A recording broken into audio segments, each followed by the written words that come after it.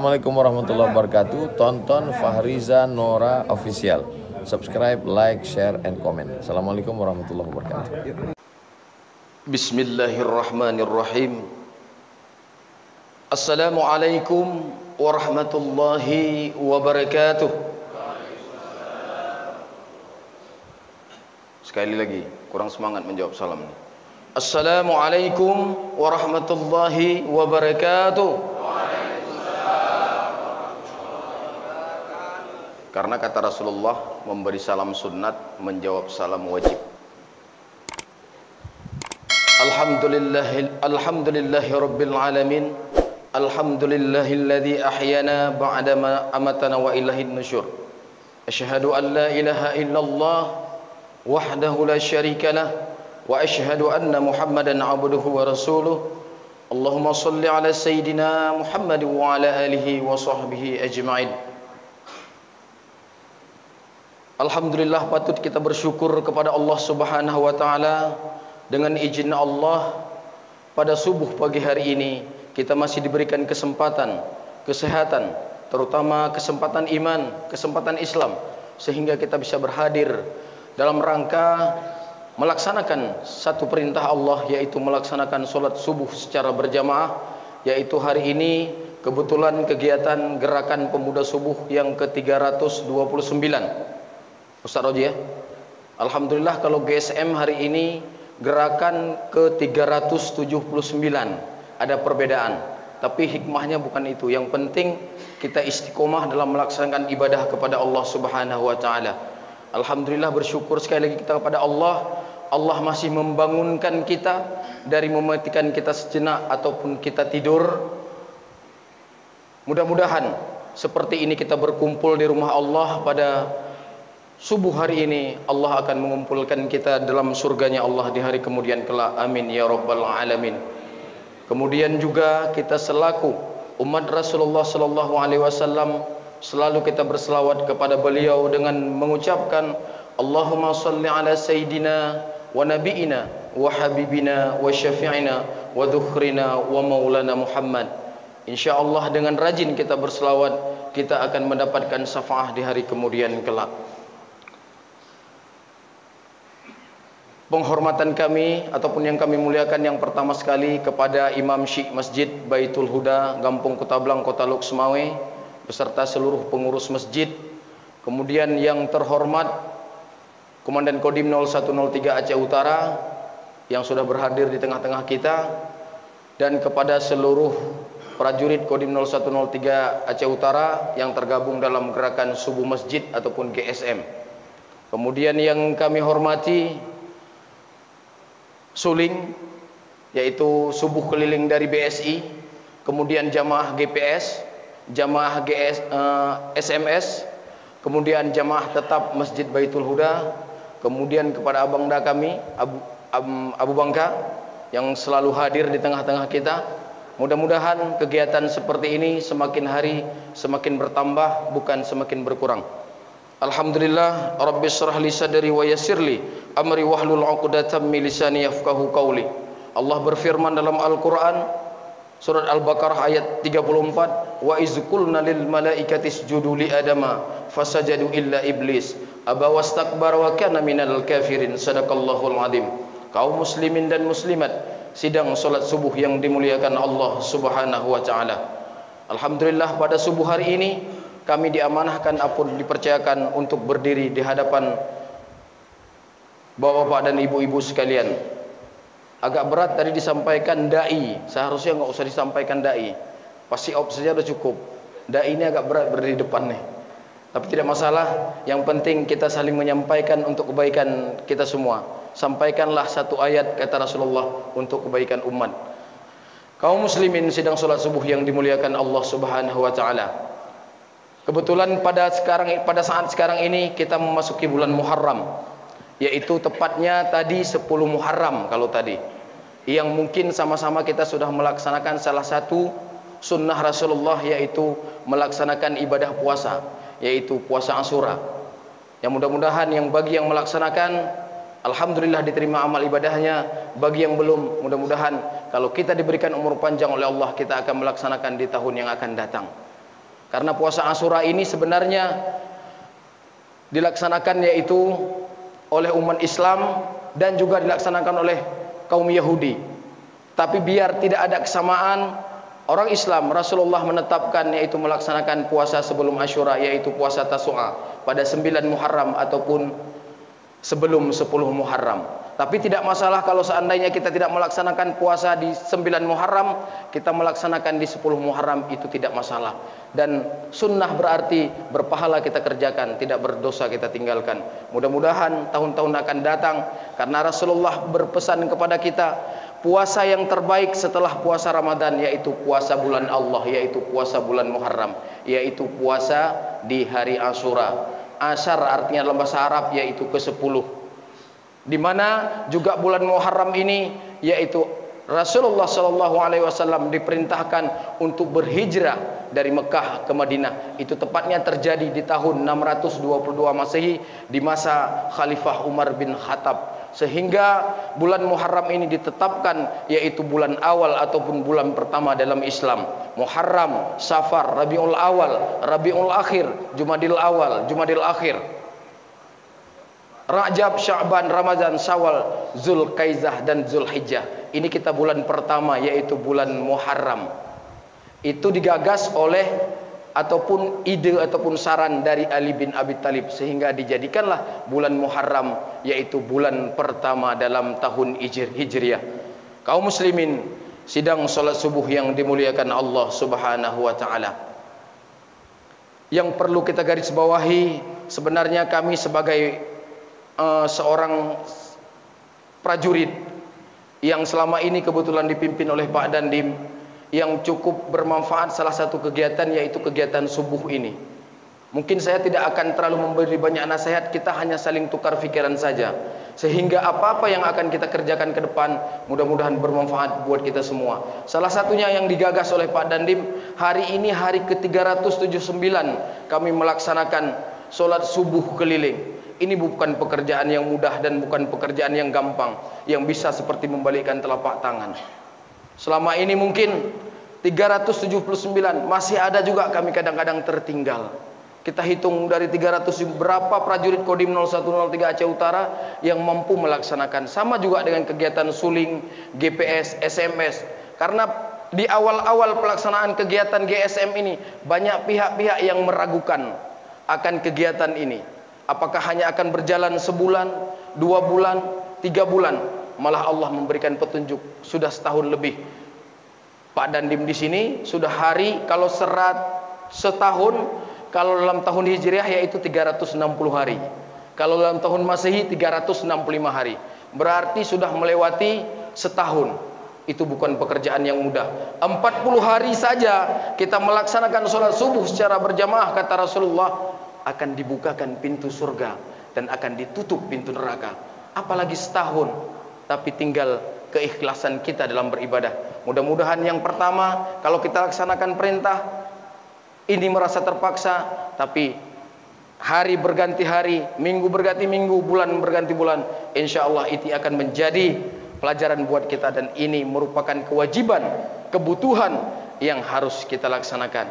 Kaum muslimin sidang salat subuh yang dimuliakan Allah Subhanahu wa taala. Kami ingat pesan Rasulullah sallallahu alaihi wasallam dalam satu sabda, "Man ahabbani kana ma'i fil jannah." Barang siapa yang cinta kepadaku, yang sayang, yang rindu kepadaku, kata Rasulullah, akan bersamaku di dalam surga nantinya. Makanya pantas kita berselawat, selalu berselawat kepada beliau. Karena kenapa? Kita tahu Allah memberikan perintah kepada kita untuk melaksanakan ibadah solat. Allah tidak solat. Allah memberikan perintah kepada kita berpuasa. Allah tidak berpuasa. Allah memberikan perintah kita untuk membayar zakat. Allah tidak berzakat. Allah memerintahkan kita untuk melaksanakan ibadah haji bagi yang mampu dan bagi yang mau. Allah tidak melaksanakan ibadah haji. Tetapi Allah memerintahkan kepada kita berselawat. Allah dan malaikatnya berselawat.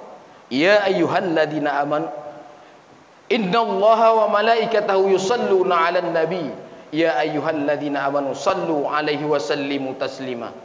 Dalam surat Al-Ahzab Allah berpesan, berkalam, berkata kepada kita, Allah dan malaikat saja berselawat kepada baginda Rasulullah sallallahu alaihi wasallam, apalagi kita. Karena kita ingat di akhir hayat kita nanti, semua kita yang berhadir di sini, kita menginginkan surganya Allah Subhanahu wa taala.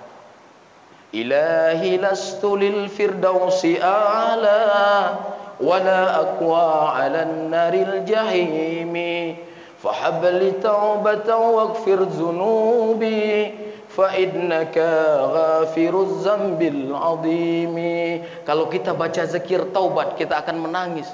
Kita tahu, ya Allah, kami tidak pantas masuk surgamu. Kami tidak pantas masuk surgamu, tapi kami juga tidak tahan dengan azab nerakamu. Kita ingat, kita tahu bagaimana amal kita sekarang ini. Contoh, saya ingin masuk surga. Saya Pasiop Kodim 0103 Aceh Utara, Zulkhaizir, ingin masuk surga.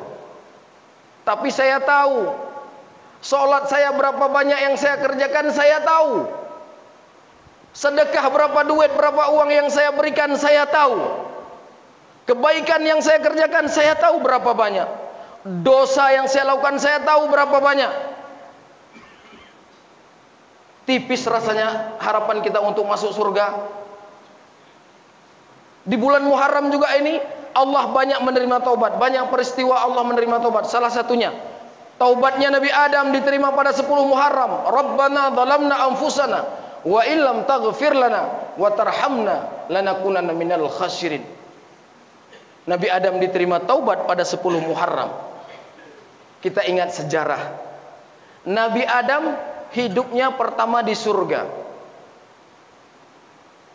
Nabi Adam kesalahannya satu, yaitu melanggar perintah Allah jangan mendekati sebuah pohon yang dikatakan pohon khuldi dan memakannya. Dilanggar oleh Nabi Adam.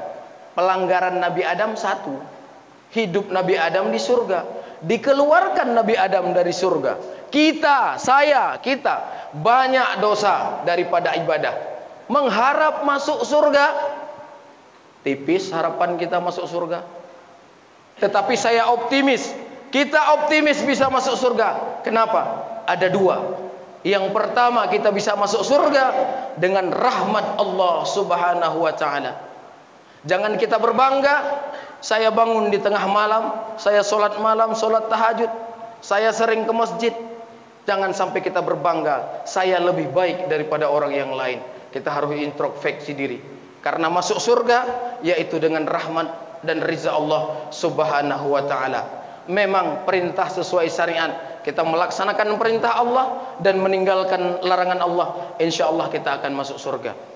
Kemudian yang kedua masuk surga itu, yaitu dengan syafaat baginda Rasulullah sallallahu alaihi wasallam. Itu yang membuat saya optimis, yang membuat kita optimis, manusia optimis untuk masuk surga hanya dengan dua.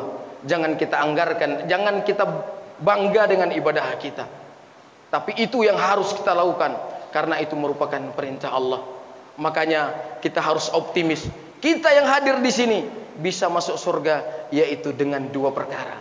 Dengan rahmat Allah Subhanahu wa taala, rizanya Allah, kemudian dengan syafaat baginda Rasulullah sallallahu alaihi wasallam. Makanya sering-seringlah kita berselawat kepada baginda Rasulullah sallallahu alaihi wasallam. Jangan kita tinggalkan selawat.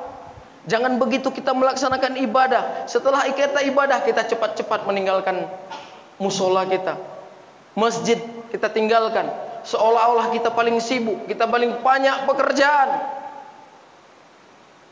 Kita bayangkan berapa waktu kita melaksanakan ibadah kepada Allah dalam satu hari satu malam. 5 waktu kita diperintahkan untuk sholat wajib oleh Allah. Kita bayangkan, kalau kita sholat berjamaah lumayan, trip datang bayang, baca imum ayat yang panjang bacut, nyamina panjang baca sudah protes kita. Contoh kalau kita hari Jumat dibacakan surat As-Sajdah, kan panjang surat As-Sajdah, banyak yang tidak mau hadir ke masjid. Panjang kali ayat yang dibaca. Ada yang kita berkomentar seperti itu di antara kita. Tapi tidak kita jamaah yang berhadir pada hari ini. Saudara-saudara kita yang di sana. Terlalu panjang ayatnya dibaca Pak Imam nih. Apalagi imamnya agak mengalun-mengalun sedikit. Nah, kalau imamnya agak cepat. Nah, kalau kita sholat sendiri. Berapa panjang surat yang kita baca? Mungkin kita baca inna a'tayna biar cepat sholatnya.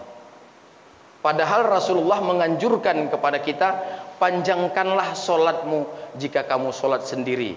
Tapi itu ditafsirkan yaitu sholat sunnah. Kalau bagi kita yang laki-laki, kecuali kaum ibu-ibu. Kalau kita laki-laki, tempatnya kita sholat yaitu berjamaah.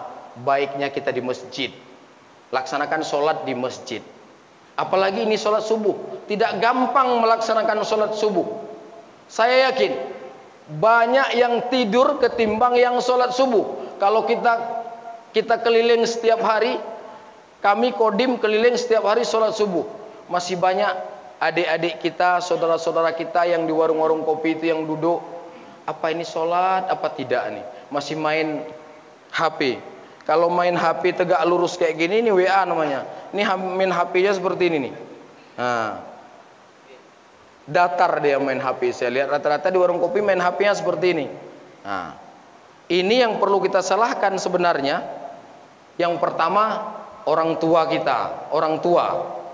Yang kedua, yang punya warung juga setidaknya mengingatkan, berani mengingatkan. Ini kadang-kadang takut kita mengingatkan. Seharusnya yang punya warung diingatkan, "Dek, itu sudah azan." Kadang-kadang sudah azan, sudah mau qomat, masih aja duduk. Seperti itu. Jadi harus ada yang mengingatkan. Yang punya warung juga harus mengingatkan, "Dek, sudah waktunya sholat, kita tutup sebentar. Kita laksanakan ibadah dulu." Ini banyak kita lihat di jalan-jalan nih, di warung-warung nih. Yang mudah-mudahan ini tidak terjadi lagi. Kita sama-sama mungkin kita punya anak, kita ajak anak kita, makanya sebelum kita ke masjid, minimal kita bangunkan dulu istri kita. Anak kita yang perempuan, bangun dulu setelah mereka ngambil wudhu, baru kita berangkat. Jangan kita berangkat cepat-cepat jam 4, anak tak bangun, istri tak bangun. Begitu kita pulang dari sini, belum bangun dia, belum sholat. Aduh, sia-sia pekerjaan kita. Kita capek sudah berangkat ke masjid, anak istri belum bangun di rumah. Kalau perlu kita ajak juga istri kita ke sini, tidak masalah. Karena perempuan sebaik-baik tempat ibadah adalah di rumah, di samping tempat tidurnya. Boleh ke masjid, bukan nggak boleh, silakan. Tetapi lebih bagus didampingi oleh suaminya. Jangan berangkat sendiri. Ini di Aceh ini saya tengok terbalik-balik. Di tempat saya sana lebih banyak kaum perempuan yang mengisi masjid daripada kaum laki-laki. Gitu kita tanya bapaknya di mana, Bu? Sholat di rumah. Nah, terbalik-balik nih. Apa harus pakai sarung berarti yang bawa bapaknya? Kaum muslimin dan muslimat sidang sholat subuh yang dimuliakan Allah Subhanahu wa taala. Sedikit lagi pesan daripada Rasulullah sallallahu alaihi wasallam. Tanda-tanda orang bahagia. Tanda-tanda orang bahagia itu kan ada 4. Yang pertama, selalu mengingat akan kesalahan yang dia lakukan. Itu ciri-ciri ataupun tanda-tandanya orang bahagia. Itu bisa kita lihat. Jadi setiap kita akan melakukan suatu pekerjaan, apalagi pekerjaan yang jelek, yang buruk, pasti ingat kita dengan pekerjaan yang pernah kita lakukan. Dosa saya sudah banyak, kesalahan saya sudah banyak, ngapain saya lumurkan diri saya dengan dosa. Itu ciri-ciri orang bahagia. Selalu ingat dia akan dosa ataupun kesalahan yang pernah dia lakukan. Kemudian yang kedua, dia selalu melupakan kebaikan yang pernah dia buat. Yaitu kebaikan, misalnya kita bersedekah, kita memberikan infak kemana-mana. Begitu kita duduk di tempat keramaian ataupun cerita, saya kemarin juga memberikan sedekah, saya juga memberikan infak ke Masjid Baitul Huda sebanyak seperti ini. Itu tidak bagus. Kalau bahasanya, tangan kanan memberi, tangan kiri tidak tahu. Tetapi kalau zaman sekarang ini harus juga kita pahami, Allah itu maha mengetahui, tapi manusia juga harus diberitahu. Innama a'malu binniyat, kembali kepada niat kita. Ini semua kita viralkan di sini. Besok GPS. Nah, ini tergantung hati kita. Yang menjadi imam, saya yang menjadi mubalik, dai disebutkan, sombong saya, sia-sia saya berdiri di sini. Nah, kembalilah ke niat kita. Silakan kita sebarkan. Karena zaman sekarang memang zaman modern.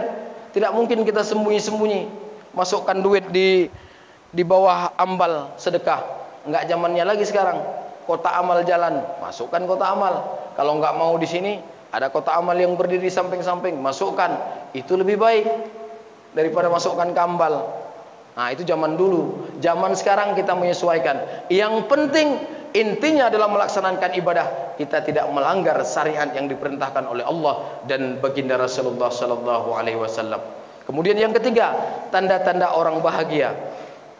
Selalu melihat ke atas urusan akhirat. Selalu melihat ke atas urusan akhirat. Wah, bapak ini rajin sekali ke masjid. Saya juga harus ke masjid. Bapak ini pandai sekali baca Al-Qur'annya. Saya harus belajar, harus bisa. Itu tidak masalah kita iri. Itu dianjurkan oleh Allah dan Rasulullah sallallahu alaihi wasallam. Selalu melihat ke atas urusan akhirat. Orang sholat, kita ingin sholat. Orang berpuasa, kita berpuasa. Itu. Kemudian yang keempat, tanda-tanda orang bahagia, yaitu selalu melihat ke bawah urusan dunia. Selalu melihat ke bawah urusan dunia dalam artiannya. Saya, kalau kita tafsirkan, yaitu orang yang sudah punya kendaraan mobil. Alhamdulillah, saya sudah punya mobil. Ketimbang tetangga saya, dia hanya masih punya Honda. Kemudian yang punya kereta juga seperti itu. Alhamdulillah, saya sudah bisa ke masjid dengan menggunakan sepeda motor, daripada tetangga saya menggunakan sepeda. Terus ke bawah, terus ke bawah. Makanya masih banyak orang-orang yang lebih susah daripada kita. Jangan merasa kita paling susah. Tapi masih banyak saudara-saudara yang butuh bantuan daripada kita. Itu ada tanda kalau kita ingin bahagia di dunia dan akhirat. Kaum muslimin dan muslimat, sidang solat subuh yang dimuliakan Allah Subhanahu wa taala. Sebelum menutup ceramah pada subuh pagi ini, kami ingat beberapa kata bijak. Yang pertama, kalau masih ada waktu untuk melaksanakan solat ke masjid berjamaah, laksanakanlah solat ke masjid. Sebelum mayat kita digotong, ditaruh di depan imam, kemudian kita disolatkan. Itu yang pertama. Kemudian yang kedua, selagi masih ada kesempatan untuk belajar Al-Quran, bacalah Al-Quran, pelajarilah Al-Quran. Sebelum Al-Quran dibacakan di depan tubuh kita yang sudah tidak bergerak, semua saudara kita membaca Yasin. Ingat, doa orang memang berguna buat kita, tetapi amalan kita sendiri yang paling penting. Kemudian yang ketiga, kalau masih ada kesempatan untuk bersedekah, maka yang bersedekahlah. Fa'as-saddaqau wa akum minas salihin. Makanya orang-orang yang sudah meninggal meminta kepada Allah, ya Allah, hidupkanlah saya sejenak lagi. Untuk apa? Untuk berinfak, bersedekah di jalan-Mu ya Allah. Mudah-mudahan ini yang dapat kami sampaikan. Lebih dan kurang saya mohon maaf. Akhirul kalam. Assalamualaikum warahmatullahi wabarakatuh.